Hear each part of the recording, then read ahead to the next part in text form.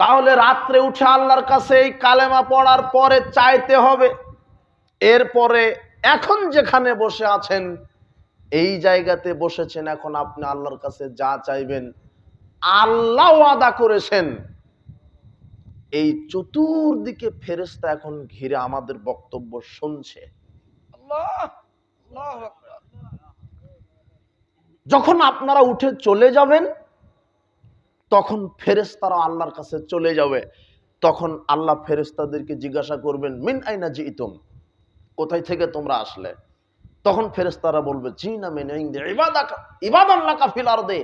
ওই যে আপনার ওই যে আত্রা স্টেশনের পাশে একটা প্রোগ্রাম হচ্ছিল, ওখানে মানুষ কোরআন হাদিস শ্রবণ করছিল, ওখানে আপনার তাসবিহ পড়েছে, তারা বলেছে সুবহানাল্লাহ, ওরা বলেছে আল্লাহু আকবার, ওরা বলেছে লা ইলাহা ইল্লাল্লাহ, ওরা বলেছে আপনার কাছে চেয়েছে জান্নাত। তখন আল্লাহ